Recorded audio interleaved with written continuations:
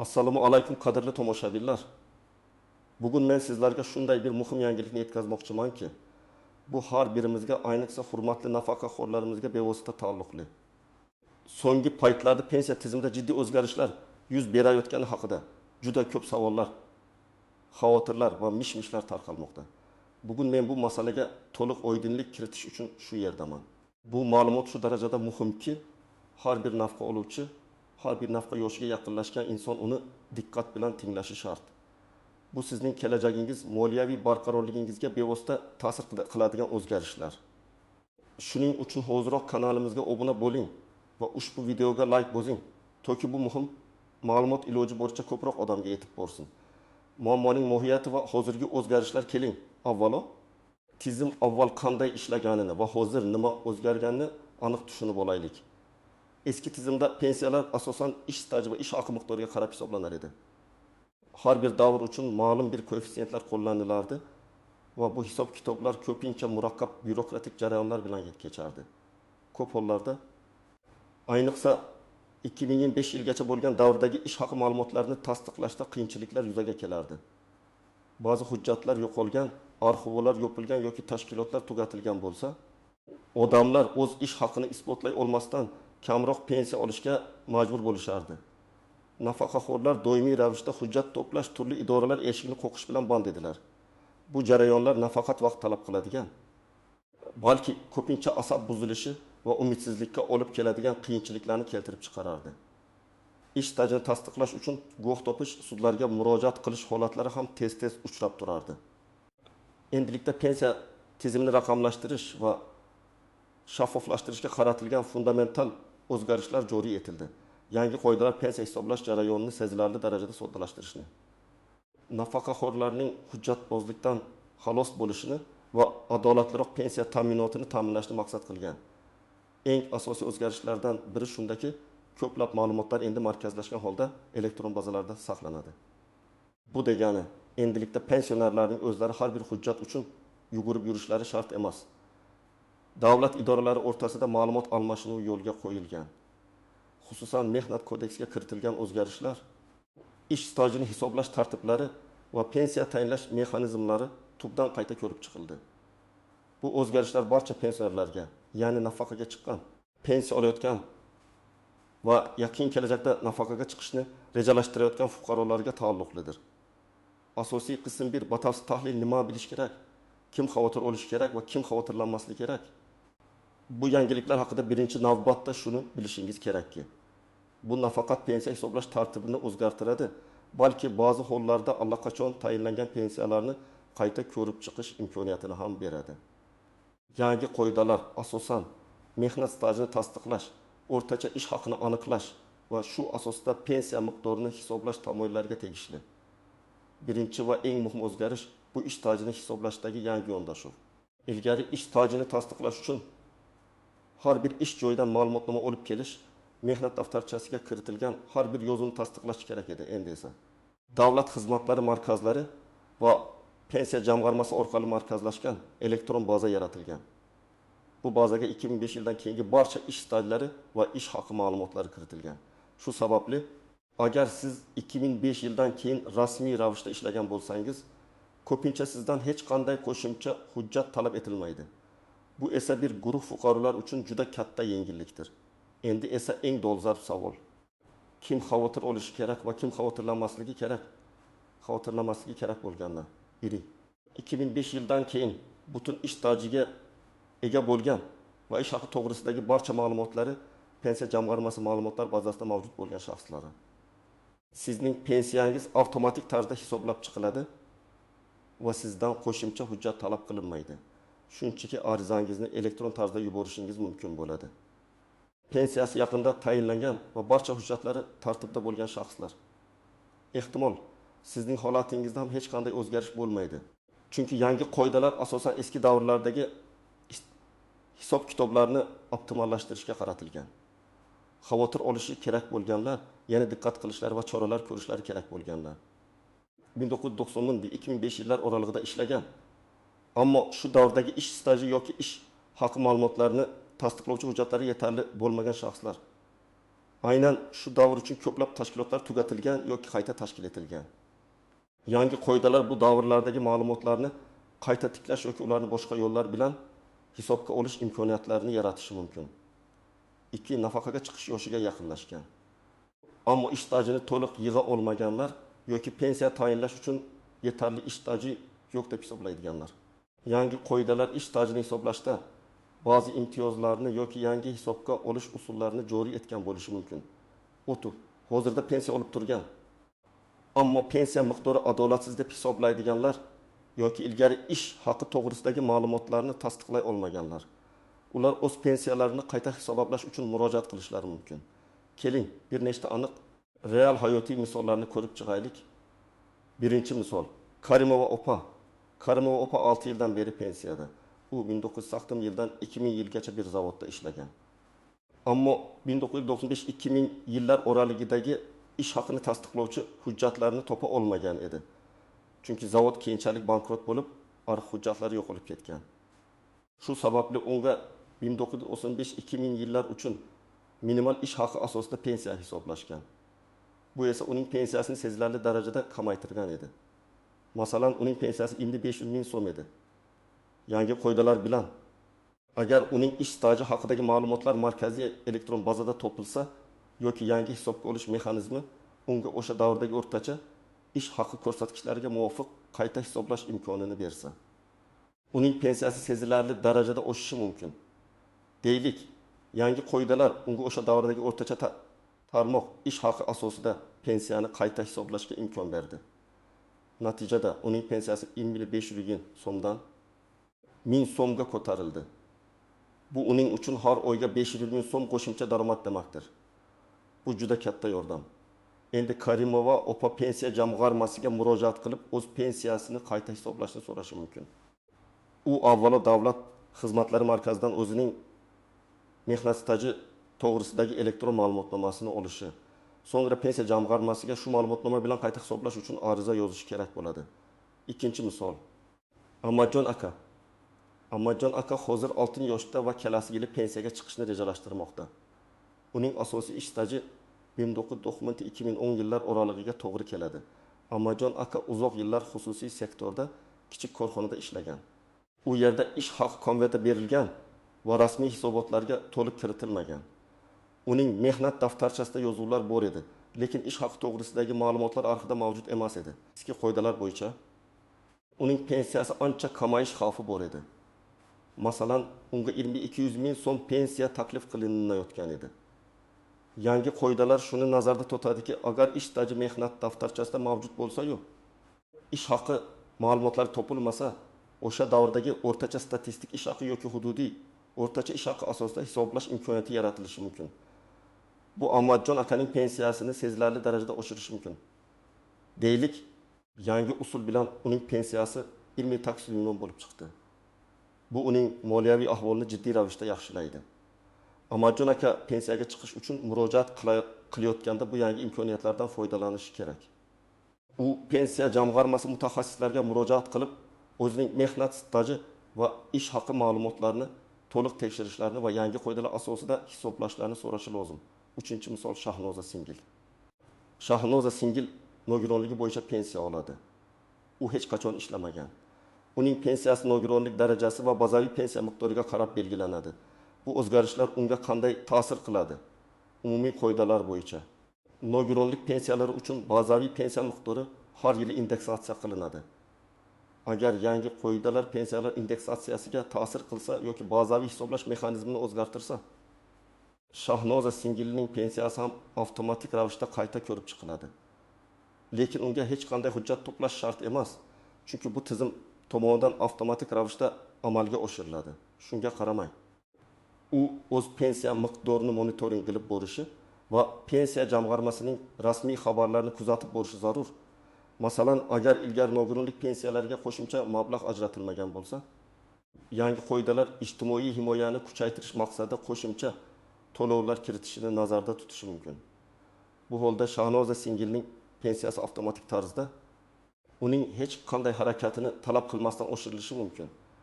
Asosiy qism 2 qoidalardagi istisnolar, nozik jihatlar va oshkor bo'lmagan nuanslar har bir yangi tizimda bo'lgani kabi bu yangi pensiya qoidalarida ham bir qancha istisnolar, e'tibordan chetda qolishi mumkin bo'lgan nozik jihatlar va ba'zi oshkor bo'lmagan nuanslar mavjud. Ularni bilish sizga jarayonni to'g'ri tushunishga va mumkin bo'lgan muammolardan qochishga yordam beradi. Birinchi muhim nuansa bu ish stajini hisoblashda ba'zi maxsus davrlarning ahamiyati. Masalan, ayollarning homiladorlik va tug'ish ta'tillari, bolani parvarishlash ta'tillari, ayniqsa 3 yoshgacha bo'lgan bolani parvarishlash davri ilgari qanday hisobga olingan bo'lsa, yangi qoidalar bo'yicha ham shunday hisobga olinadi. Lekin agar sizda shu davrlar bilan bog'liq hujjatlarda kamchiliklar bo'lsa, hozir ularni tartibga solish uchun yaxshi imkoniyat bor. Shu bilan birga harbiy xizmat davri, oliy o'quv yurtlarida o'qish davri kabi davrlar ham ish stajiga qo'shilishi mumkin. Yangi qoidalar bu davrlarni elektron bazada aks ettirishni soddalashtirgan bo'lishi mumkin. Ilgari bu davrlarni tasdiqlash uchun harbiy komissariyatlardan yoki o'quv yurtlaridan ma'lumotnomalar olib kelish talab qilingan bo'lsa, endi davlat idoralari o'rtasidagi elektron ma'lumot almashinuvi orqali bu ma'lumotlar avtomatik ravishda pensiya jamg'armasiga yetib borishi mumkin. Bu esa vaqt va asabingizni tejaydi. Ikkinchi nozik jihat bu norasmiy ish staji masalasi. Afsuski, ko'plab fuqarolarimiz o'z vaqtida rasmiy ravishda ishlamaganlar yoki to'liq ish haqini rasmiylashtirmaganlar. Eski tizimda bu davrlarni pensiya hisobiga kiritish deyarli imkonsiz edi. Yangi qoidalar bu borada to'liq amnistiya yoki imtiyozlarni nazarda tutmaydi.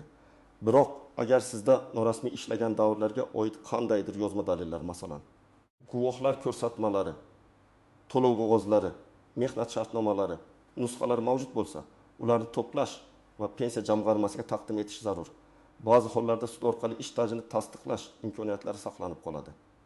Shuni yodda tutingki, norasmiy mehnat staji nafaqaga ta'sir qilmaydi. Faqat rasmiy ravishda hisobot berilgan ish staji va undan to'langan ijtimoiy soliqlar pensiya miqdoriga bevosita ta'sir ko'rsatadi. Lekin ba'zi mamlakatlarda bo'lgani kabi, bizda ham kelajakda norasmiy mehnatni legallashtirish va uni pensiya hisobiga kiritish bo'yicha maxsus dasturlar joriy etilishi mumkin. Bu masalada hukumatning rasmiy xabarlarini diqqat bilan kuzatib borish kerak.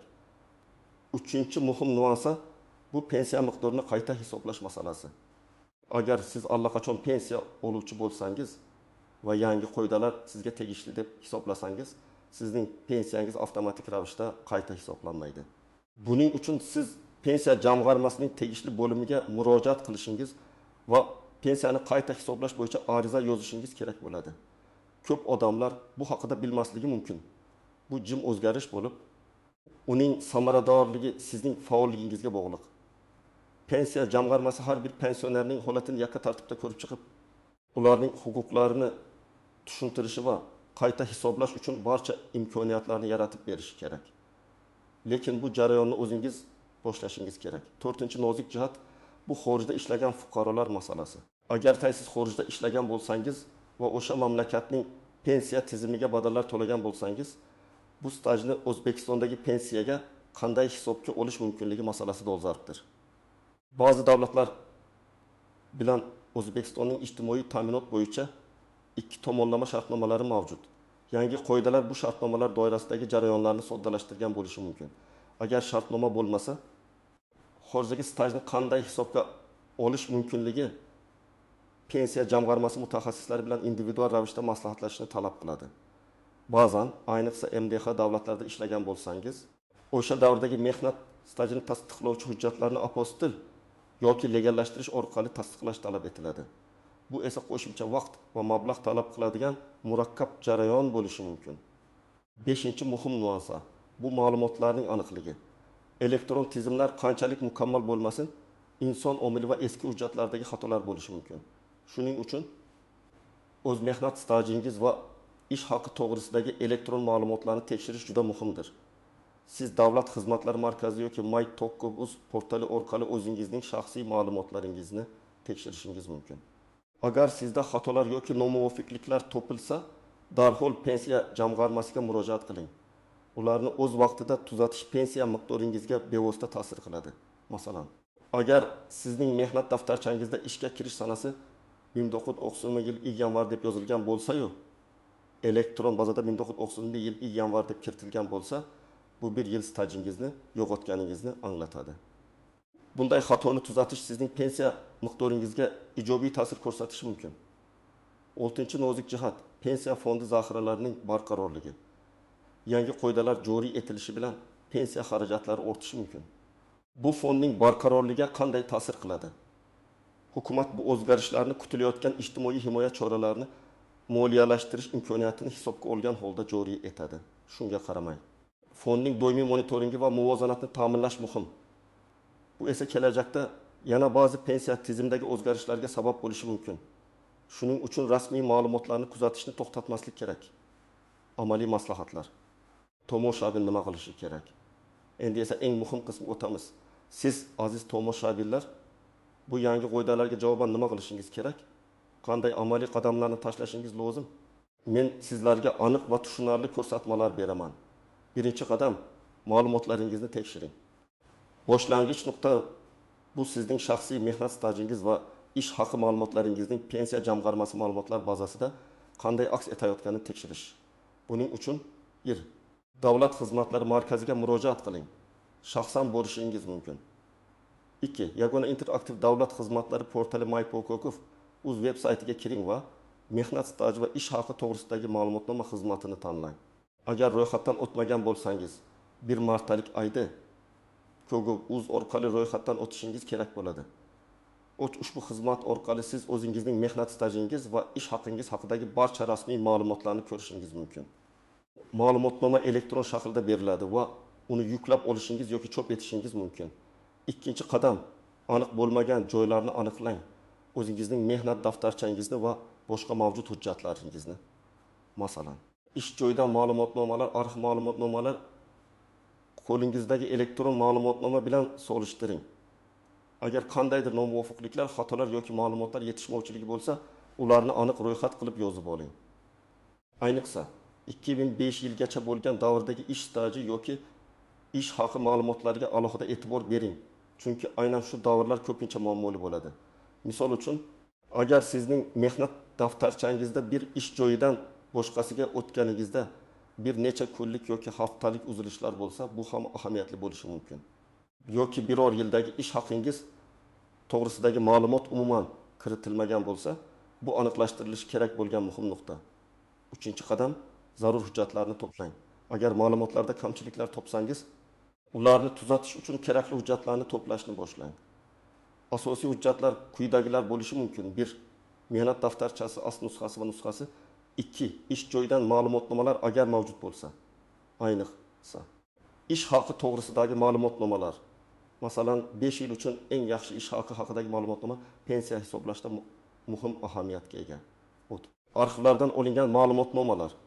Agar korxona tugatilgan yoki qayta tashkil etilgan bo'lsa, siz joylashgan hududdagi arxivga murojaat qilishingiz kerak. 4. O'qish yoki harbiy xizmatni tasdiqlovchi hujjatlar. Diplom, harbiy bilet. 5. Nikoh guvohnomasi agar familiyangiz o'zgargan bo'lsa va hujjatlardagi ism sharifingiz hozirgidan farq qilsa. 6.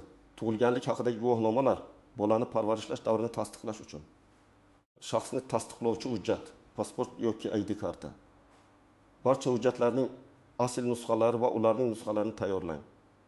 4-qadam, pensiya jamg'armasiga murojaat qiling. Barcha hujjatlaringizni to'plab bo'lgach, yashash joyingizdagi pensiya jamg'armasining tuman, shahar bo'limiga murojaat qiling. 1. Mutaxassisga o'zingizning holatingizni tushuntiring. 2. Mavjud elektron ma'lumotnomangizni va siz topgan nomuvofiqliklar ro'yxatini taqdim eting. 3. Pensiyani qayta hisoblash yoki ish stajini aniqlashtirish bo'yicha ariza yozing. Sizga blanka beriladi, uni to'ldirishingiz kerak bo'ladi.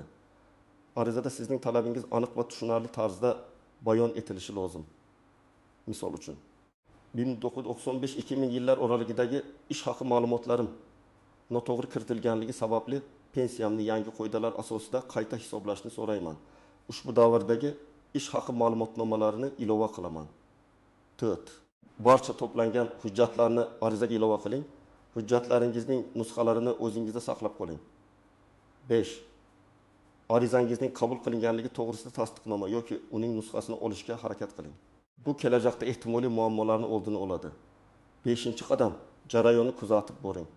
Arizangizni topshirgandan so'ng pensiya jamg'armasining xodimi sizga pensiyani qayta hisoblash yoki ma'lumotlarni tekshirish muddati haqida ma'lumot berishi kerak. agar belgilangan muddatda javob olmasangiz yoki jarayon uzoq cho'zilsa, qayta murojaat qilishdan yoki yuqori turuvchi tashkilotlarga, masalan, xalq qabulxonalari yoki Adliya vazirligiga shikoyat qilishdan tortinmang. O'z huquqlaringizni himoya qilishda faol bo'ling. 6-qadam. Internet orqali ma'lumot olish. Agar siz internetdan foydalanish imkoniyatiga ega bo'lsangiz, Pensiya jamg'armasining rasmiy veb-saytini va my.gov portalini muntazam ravishda tekshirib turing. Yangi qoidalar, o'zgarishlar va amaliy tavsiyalar haqidagi barcha so'nggi ma'lumotlar shu yerda e'lon qilinadi. Shuningdek, turli xil Telegram kanallari va ijtimoiy tarmoqlardagi rasmiy sahifalarni kuzatish ham foydali bo'lishi mumkin. Ammo faqat rasmiy manbalarga ishoning. 7-qadam, do'stlar va oila a'zolariga yordam bering. Agar siz ushbu videoni ko'rib chiqqan bo'lsangiz va ma'lumotlarni tushungan bo'lsangiz, iltimos ushbu ma'lumotlarni do'stlaringiz, qarindoshlaringiz va ayniqsa keksa yoshdagi qo'shnilaringiz bilan baham ko'ring. Ba'zi keksalar internetdan foydalana olmaydi yoki byurokratik jarayonlarni tushunishga qiynaladi. Ularga ma'lumotlarni tekshirishda, hujjatlarni to'plashda va pensiya jamg'armasiga murojaat qilishda yordam bering. Bu sizning insoniylik burchingiz bo'ladi. Xulosa va yakuniy chorlov aziz do'stlar, bugun men sizlarga pensiya tizimidagi eng so'nggi va eng muhim o'zgarishlar haqida batafsil ma'lumot berishga harakat qildim. Siz tushundingizki, bu o'zgarishlar nafaqat yangi pensiya oluvchilarga, balki allaqachon pensiyada bo'lgan ko'plab fuqarolarga ham tegishli bo'lishi mumkin. Eng muhimi, bu yangiliklar sizning pensiyangiz miqdorini oshirish yoki adolatliroq hisoblash imkoniyatini berishi mumkin. Shuning uchun men bergan amaliy tavsiyalarga amal qiling. O'zingizning ma'lumotlaringizni tekshiring, zarur hujjatlarni to'plang va pensiya jamg'armasiga murojaat qilishdan tortinmang. O'z huquqlaringizni biling va ulardan foydalaning. Umid qilamanki, ushbu video siz uchun juda foydali bo'ldi. Sizning fikrlaringiz biz uchun juda muhim. Iltimos, pastdagi izohlarda savollaringizni, fikrlaringizni va boshqa pensionerlar uchun foydali bo'lishi mumkin bo'lgan shaxsiy tajribalaringizni yozib qoldiring. Bu birgalikda bizning jamiyatimiz uchun foydali ma'lumotlar bazasini yaratadi. Videoga like bosishni unutmang va agar hali obuna bo'lmagan bo'lsangiz, kanalimizga obuna bo'ling, toki bizning yangi muhim videolarimizni o'tkazib yubormang. Hammaga sog'lik va farovonlik tilayman. E'tiboringiz uchun rahmat.